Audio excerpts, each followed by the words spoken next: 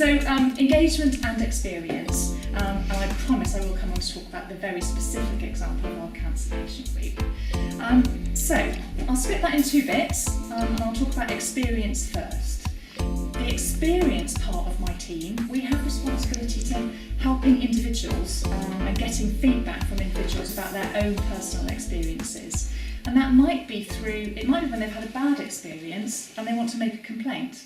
And our job is to help people to make a complaint, ensure it's properly investigated, and that we learn from the lessons from that particular complaint. I won't obviously go into details of individual complaints, but they range from I can't get an appointment with my GP practice through to nobody explained the side effects to this medication to I think we should open a brand new hospital in the middle of Gloucestershire and what are you going to do about it? They range from anything. People could ring up and ask anything about anything, and we do our best to find out good information for people, get back to them promptly, and hopefully resolve what it was that they came to us in the first place. So part of that is something called PALS. Does that ring any bells with anyone? Yeah? So we have a PALS team, and it stands for Patient Advice and Liaison Service. But there's more than one PALS. We have one at the Clinical Commissioning Group, but there's one at the hospital, there's one at the Mental Health Trust, there's one at the Community Trust, and there's something similar for the ambulance service as well. And they are a group of people, they're not necessarily clinicians. In fact, invariably they're not, like me. I'm not a doctor, I'm not a nurse, I'm not a therapist, I have no professional qualifications of that type. But it does mean that I'm quite good at listening to patients, hearing what it is that's important to them, and then putting that to the clinical teams that they may have a question for. So our role is to kind of liaise and negotiate and find information for people. So we do that through PALS. We also do that through surveys. Some people love surveys, some people hate surveys. They are a necessary tool for us in terms of gathering anonymous feedback from the public about their experience of services. Going out and we'll be doing focus groups with particular targeted groups. So for instance, we might be doing a piece of work around cancer services, developing new ways of working, new treatments, etc. And we might want to come back to this group another time, if that would be okay, to talk to you about things that we might want to do in future. And that's one of the things that we've done with the group that Eddie is a member of, is we set up a much smaller group than this, a cancer patient reference group, and it has people on it who have different sites of cancer. So we have a gentleman who's had bowel cancer, we've had a lady who has bone cancer, we've had prostate cancer, we've had a good range of different cancer sites, and we do general work with them about different subjects to do with cancer services. They've been very heavily involved with the Macmillan Next Steps, which some of you might have had experience of, helping with developing the information for patients, helping to design the programmes, etc. And they're really proud of their work that they did on that to ensure that it was as good as it possibly could be for patients. Now, the cancer group just recently has identified that it would be really good to have more support groups. So just recently, they heard about Eddie and his group, well, your group, not Eddie's group, and we thought, maybe if we've got a really good functioning support group for people who've got experience of prostate cancer, perhaps we should be looking at some other cancer sites and seeing if we should have other groups where people can come together and share experiences and learn from each other. We knew there was quite a lot of support for people who experience of breast cancer, but the one that we hit on, Eddie, was bowel cancer, wasn't it? And so we had quite a lot of discussions about, so how would we get in touch with people who've had experience of bowel cancer? Quite difficult to do that. And so we came up with lots of ideas. We put up posters in various places. We sent information out to places like Maggie's, to Charlie's that some of you might know. And we also tried to recruit people through the cancer nurse specialists. Actually, we found they were the best because they are face-to-face with patients and their families on a fairly regular basis. And I'm pleased to say we had our first group of the bowel cancer support group. First meeting was 2 weeks ago. 2 weeks ago. Yeah. Small turnout, so I'm overwhelmed by how many people are here today. We had 4. But that was a start. We've got another meeting in about a week's time. Next Tuesday. Yeah, so they wanted to meet really quickly. They wanted to keep the momentum going. And so we're going to facilitate another meeting for them next week. and there are 2 or 3 more people who said they're going to come. So if we keep increasing on that rate, we're going to need the racecourse, I think, fairly soon for their meetings. But we're going to meet here because Eddie knew this was a good place, other people had used this, so they're going to be coming here next week to start to put together something like you guys have here through Prostate Group.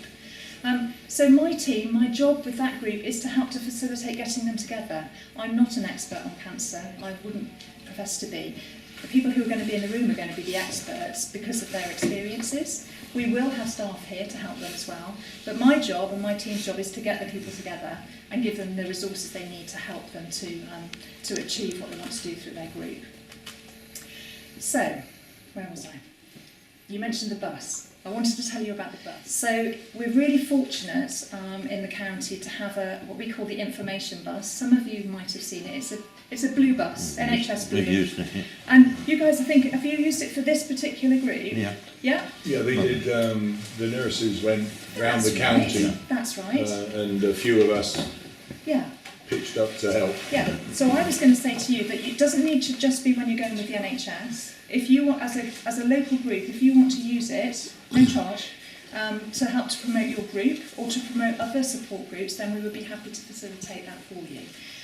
The good news with the bus is it comes with a driver, so you don't have to drive it, so you don't have to worry about your insurance or anything like that. But you do need to come with us, because, again, we're not the experts in what you might want to talk to people about. So the other things, I mentioned when I was talking about how the NHS works, the GP practices. Every GP practice now in the county has got its own patient group. Some of you may well be part of that patient group, I don't know, can't see anybody nodding at the moment. But if you are interested, as well as in your sort of your prostate cancer support, if you're interested in what your GP practice is up to, I would really recommend you think about getting involved with that patient group, because they can help to really improve the services you get at your GP practices. And a big part of my team's role is supporting those patient groups, to work with the practices, to listen to the feedback they get from their patients, to improve things for the practice going forward. In terms of, just quickly, and I'm conscious I've been talking a lot, and we have had a few questions, but I do want to leave some space for them. There are some quite useful resources, and I'm really glad that no one's been taking notes, obviously because you're going to watch it back later.